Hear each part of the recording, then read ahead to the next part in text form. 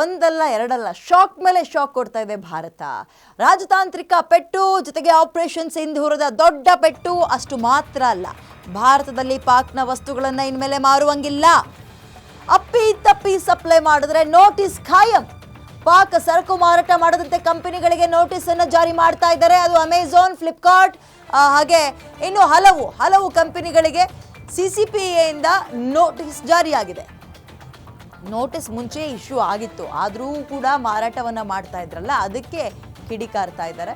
Amazon, Flipkart, ಯುಬೈ India ಹಾಗೆ ಇನ್ನು ಹಲವಾರು ಕಂಪನಿಗಳು ಇರ್ತವಲ್ಲ, ಅಂದರೆ ಈಗ ಆನ್ಲೈನ್ ಶಾಪಿಂಗ್ ಮಾಡುವಂಥದ್ದು ಇರ್ತಾವಲ್ಲ, ದಿ ಫ್ಲ್ಯಾಗ್ ಕಂಪನಿಗಳಿಗೆ ಆಲ್ರೆಡಿ ನೋಟಿಸ್ ಹೋಗಿದೆ. ಬಟ್ ನೋಟಿಸ್ ಕೊಟ್ಟರೂ ಕೂಡ ಅದನ್ನು ಲೆಕ್ಕಕ್ಕೆ ತಗೊಂಡಿಲ್ಲ, ಮಾರಾಟ ಮಾಡ್ತಾಯಿದ್ರು.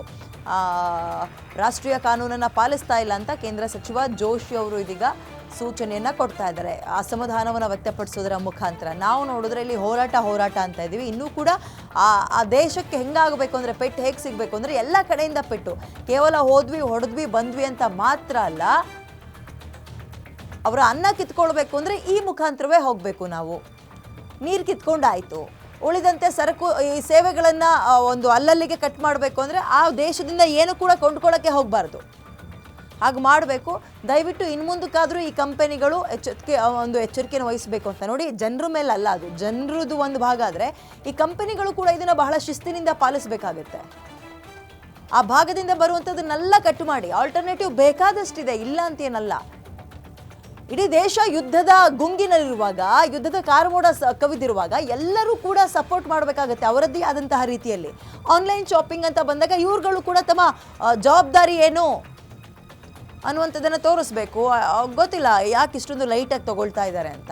ಇನ್ನು ಮುಂದಕ್ಕಾದರೂ ಇದ್ರ ಬಗ್ಗೆ ಗಮನ ವಹಿಸಬೇಕಾಗತ್ತೆ. ಆಲ್ಸೋ ಒಂದು ದೇಶದ ಕಟ್ಟಕಡೆಯ ನಾಗರಿಕನೂ ಕೂಡ ನಾವು ನೋಡಿ ದೇಶದ ಪರವಾಗಿ ನಿಂತ್ಕೊಳ್ಳೋದು ಹೀಗೆ. ಬೆಳಗ್ಗೆಲ್ಲ ಟರ್ಕಿ ಬಗ್ಗೆ ಮಾತಾಡಿದ್ವಿ ನಾವು ಅಲ್ವಾ, ಚೀನಾ ಬಗ್ಗೆ ಮಾತಾಡಿದ್ವಿ. ಮೊದಲನೇದಾಗಿ ನಾವು ಗಮನಿಸಬೇಕಾಗಿರೋದು ಪಾಕಿಸ್ತಾನದ ವಿಚಾರದಲ್ಲಿ. ನಾವೇನೇ ತಗೊಳಕ್ಕೆ ಹೋಗೋದು ಬೇಡ. ಆ್ಯಂಡ್ ತಗೊಳಕ್ಕೆ ಹೋಗೋದು ಬೇಡ ಅಂದರೆ ಸಿಗ್ನಲ್ ಇರೋ ರೀತಿಯಲ್ಲಿ ಮಾಡಬೇಕಾಗಿರೋದು ಇವ್ರ ಕರ್ತವ್ಯ, ಇವ್ರ ಜವಾಬ್ದಾರಿ. ಈ ಕಂಪನಿಗಳು ಯಾಕೆ ಇನ್ನೂ ಕೂಡ ಹಣದ ದಾಹ ಸಾಕಾಗಿಲ್ವಾ, ತೀರಿಲ್ವಾ? ಆಕ್ಷನ್ ಯಾರು ತಗೊಳ್ತಾರೆ?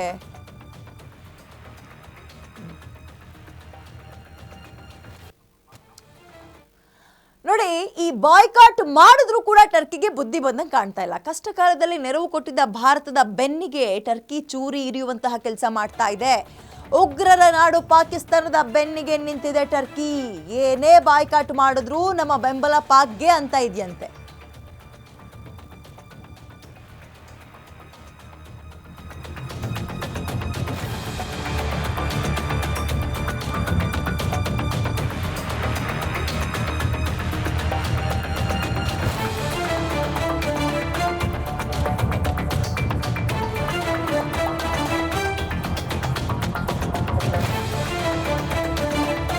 ಯಾವುದೇ ಕಾರಣಕ್ಕೂ ಕೂಡ ಕಡಿದುಕೊಳ್ಳಲ್ಲ. ಏನೇ ಆಗಲಿ ನಮ್ಮ ಬೆಂಬಲ ಪಾಕ್ಗೆ ಅಂತ ಟರ್ಕಿ ಅಗೇನ್ ಹೇಳ್ತಾ ಇದೆ. ಆರ್ಥಿಕವಾಗಿ ಏನೇ ಪೆಟ್ಟು ಬಿದ್ದರೂ ಕೂಡ ನಾವು ಪಾಕ್ ಜೊತೆ ನಿಂತ್ಕೊಳ್ತೀವಿ. ಪಾಕಿಸ್ತಾನ ನಮ್ಮ ಅಣ್ಣ ಇದ್ದಂಗಂತೆ. ಓಕೆ, ನಮ್ಮ ಅಣ್ಣ ಅಂದರೆ ಟರ್ಕಿಗೆ ಅಣ್ಣ, ನಮಗಲ್ಲ. ಟರ್ಕಿ ಅಧ್ಯಕ್ಷ ಎರ್ಡೋಗನ್ ಹೇಳಿಕೆಯನ್ನು ಕೊಟ್ಟಿದ್ದಾರೆ. ಓಕೆ, ಇದಕ್ಕೆ ತಕ್ಕ ಉತ್ತರವನ್ನು ಇಡೀ ದೇಶ, ಭಾರತ ದೇಶ ಕೊಡುತ್ತೆ.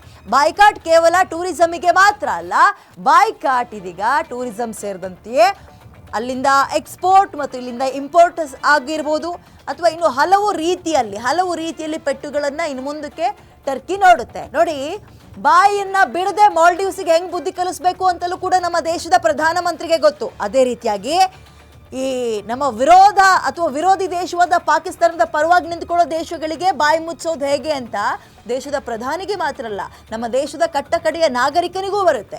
ಇನ್ನು ಮುಂದಕ್ಕೆ ಬುದ್ಧಿಯನ್ನು ಕಲಿಸ್ತಾರೆ. ಬೆಳಗ್ಗೆ ತನಕ ನೋಡ್ತಾ ಇದೆ ನೋಡಿ, ಟರ್ಕಿ ಜನಕ್ಕೆ ಇನ್ನೂ ಗೊತ್ತೇ ಇಲ್ಲ ಪಾಕಿಸ್ತಾನದಲ್ಲಿ, ಇಂಡಿಯಾದಲ್ಲಿ ಏನಾಗ್ತಾ ಇದೆ ಅಂತ. ದಯವಿಟ್ಟು ಈ ರೀತಿಯ ನಿರ್ಧಾರಗಳನ್ನು ತಗೋಬೇಡಿ, ನಮ್ಮ ಹೊಟ್ಟೆ ಮೇಲೆ ಹೊಡಿಬೇಡಿ, ಟೂರಿಸಂನ ನಂಬ್ಕೊಂಡಿದ್ದೀವಿ ಅಂತ ಆ ಟೂರಿಸಂನವ್ರು ಹೇಳ್ತಾರೆ. ಇವ್ರು ನೋಡಿದ್ರೆ ಅದು ನಮ್ಮ ಅಣ್ಣ ಇದ್ದಂಗೆ, ಏನೇ ದೊಡ್ಡ ಪೆಟ್ಟು ಬೀಳಲಿ ನಾವು ಅದ್ರ ಪರವಾಗಿ ಅಂತಾರೆ.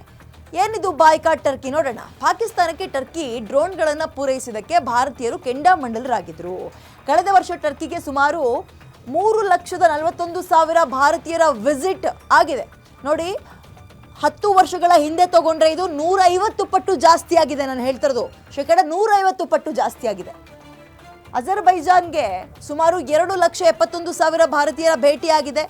ಅಂದರೆ ಭೇಟಿ ಮಾಡಿದ್ರೆ ಏನು ಅಂದರೆ ಅವರಿಗೆ ಟೂರಿಸಂ ಇಂಪ್ರೂವ್ ಆಗುತ್ತಲ್ವಾ, ಅವ್ರ ಹೊಟ್ಟೆಪಾಡು ಅದೇ ಇರೋದು. ಭಾರತೀಯರಿಂದ ಟರ್ಕಿ ಈ ಒಂದು ಅಜರ್ಬೈಜಾನ್ಗೆ 4,000 ಕೋಟಿ ಆದಾಯ ಸಿಗ್ತಾ ಇತ್ತು. ಬಾಯ್ಕಟ್ ಅಭಿಯಾನದ ಬಳಿಕ 250% ವಿಮಾನದ ಟಿಕೆಟ್ಗಳು ರದ್ದಾಗಿದೆ. ಹೋಗೋದೇ ಬೇಡ ಅಂತಿದ್ದಾರೆ ಜನ. ಅಜರ್ಬೈಜಾನ್ ಪ್ರವಾಸಕ್ಕೆ ಹೋಗುವ ಆಸಕ್ತಿಯಲ್ಲಿ 60% ಕುಸಿತ ಕಂಡಿರೋದನ್ನು ಗಮನಿಸಬಹುದು. ಭಾರತದಲ್ಲಿ ಟರ್ಕಿ ಪ್ರವಾಸೋದ್ಯಮ ಪ್ಯಾಕೇಜ್ಗಳಿರುತ್ತಲ್ಲ, ಆ ಪ್ರಮೋಷನ್ಗಳು ಎಲ್ಲವೂ ಕೂಡ ರದ್ದಾಗಿದೆ. ಬುಕ್ಕಿಂಗ್ ಆ್ಯಪ್ಗಳು ಒಂದು ರೀತಿ ಸೈಲೆಂಟ್ ಆಗಿಬಿಟ್ಟಿವೆ.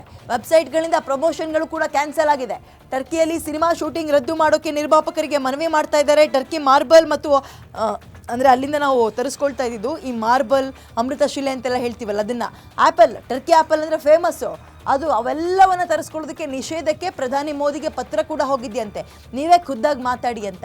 ಟರ್ಕಿಯಲ್ಲಿ ಭೂಕಂಪ ಆಗಿದ್ದಾಗ ಮೊದಲು ನೆರವು ಕೊಟ್ಟಿದ್ದು ಬೇರೆ ಯಾವ ದೇಶನೂ ಅಲ್ಲ, ಇವರಣ್ಣ ಅನ್ಕಂತಾರಲ್ಲ ಪಾಕಿಸ್ತಾನ, ಅದ್ರ ಕೈಲೇ ತಿನ್ನಕ್ಕೆ ಗತಿ ಇರಲಿಲ್ಲ. ಕೊಟ್ಟಿದ್ದು ನಾವು ಮೆಡಿಸಿನ್ ಕಿಟ್ಟಿಂದ ಹಿಡಿದು, ಅಂದರೆ ಫಸ್ಟ್ ಏಡಿಗೆ ಏನೇನು ಬೇಕೋ ಅದರಿಂದ ಹಿಡಿದು ಎಲ್ಲ ನೆರವು ಕೊಟ್ಟಿದ್ದು ಭಾರತ.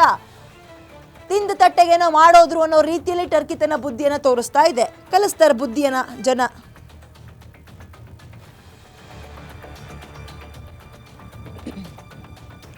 ಓಕೆ, ಮೋರ್ ಡೀಟೇಲ್ಸ್ ನನ್ನ ಕಲೀಗ ಮಾರುತಿ ನೀಡ್ತಾರೆ. ಮಾರುತಿ, ಆಲ್ರೆಡಿ ದೇಶದ ಸರ್ಕಾರ ಏನು ಹೇಳಲಿಲ್ಲ ಅಂದ್ರೂ ಕೂಡ ಜನರೇ ಯಾವ ರೀತಿಯಾಗಿ ಬುದ್ಧಿ ಕಲಿಸಬೇಕು ಅನ್ನುವಂಥದ್ದನ್ನ ಆಲ್ರೆಡಿ ಶುರು ಮಾಡಿದ್ದಾರೆ.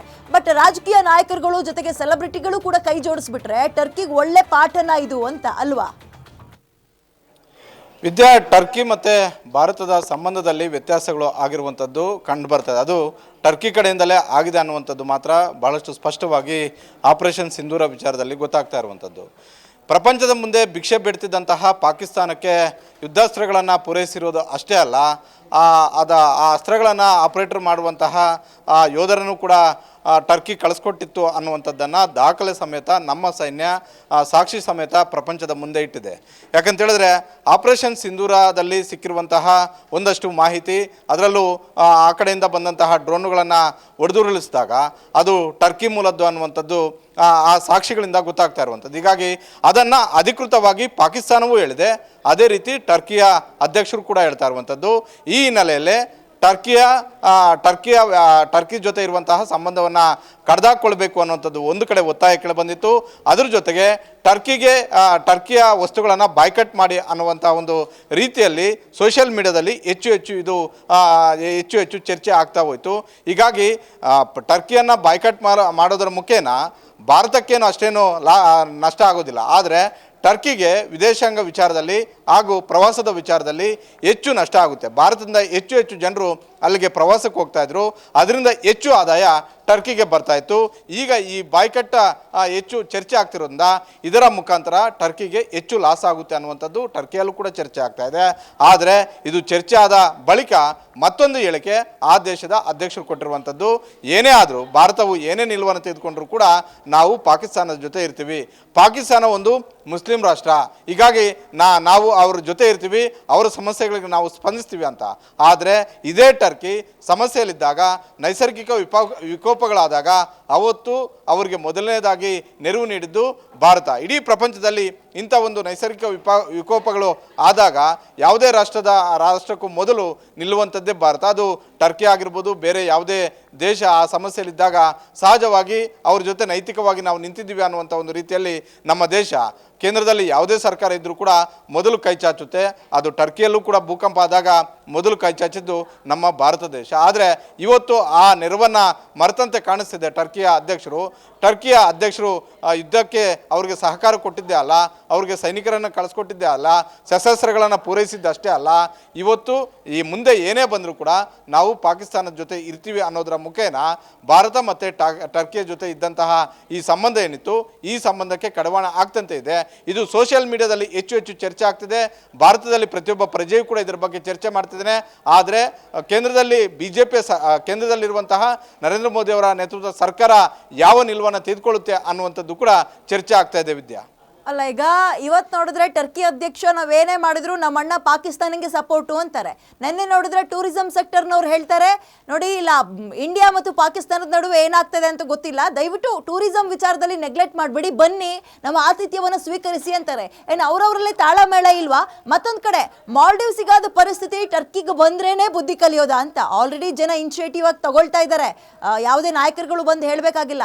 ಬಟ್ ಸ್ಟಿಲ್ ಕೇಂದ್ರ ಸರ್ಕಾರ ಇದ್ರ ಬಗ್ಗೆ ಗಮನ ಹರಿಸಬಹುದು ಅಂತ ಕಾಣಿಸ್ತಾ ಇದೆಯಾ? ಅಭಿಪ್ರಾಯ ನಿಮ್ದು ಮಾರುತಿ? ಇಲ್ಲ, ಈ ಬಾಯ್ಕಟ್ ವಿಚಾರ ಸೋಷಿಯಲ್ ಮೀಡಿಯಾದಲ್ಲಿ ಹೆಚ್ಚು ಚರ್ಚೆ ಆದಂತೆಲ್ಲ ಅಲ್ಲಿನ ಸರ್ಕಾರಕ್ಕೆ ಇದರ ಬಿಸಿ ಮುಟ್ಟಿದೆ ಇಲ್ವೋ ಗೊತ್ತಿಲ್ಲ. ಆದರೆ ಅಲ್ಲಿ ಯಾರು ವ್ಯಾಪಾರ ಮಾಡ್ತಿದ್ರು, ಯಾರು ಪ್ರವಾಸೋದ್ಯಮದ ಮೇಲೆ ಜೀವನ ಮಾಡ್ತಿದ್ರು ಅವ್ರಿಗಂತೂ ಬಿಸಿ ಮುಟ್ಟಿಸಿದೆ. ಹಾಗಾಗಿ ಅಂಥ ಚರ್ಚೆಗಳು ಬೇಡ ಅನ್ನುವಂಥ ಒಂದು ರೀತಿಯಲ್ಲಿ ಆ ಕಡೆಯಿಂದಲೂ ಕೂಡ ಸೋಷಿಯಲ್ ಮೀಡಿಯಾದಲ್ಲಿ ಚರ್ಚೆ ಆಗ್ತಿದೆ. ಆದರೆ ನಮ್ಮ ದೇಶದಲ್ಲಿ ಇನ್ನೂ ಕೂಡ ಇದರ ಬಗ್ಗೆ ಕೇಂದ್ರದಲ್ಲಿರುವಂತಹ ಸರ್ಕಾರ ಯಾವ ರೀತಿಯಾದಂಥ ಒಂದು ನಿರ್ಧಾರ ತೆಗೆದುಕೊಳ್ಳುತ್ತೆ ಅನ್ನುವಂತಹ ಒಂದು ಕುತೂಹಲ, ಆ ಚರ್ಚೆ ನಮ್ಮ ಜನರಲ್ಲೂ ಕೂಡ ಇದೆ. ನಮ್ಮ ಭಾರತದ ಪ್ರತಿಯೊಬ್ಬ ಪ್ರಜೆಯೂ ಕೂಡ ಅದೇ ಲೆಕ್ಕಾಚಾರ ಆಗ್ತಿರುವಂಥದ್ದು.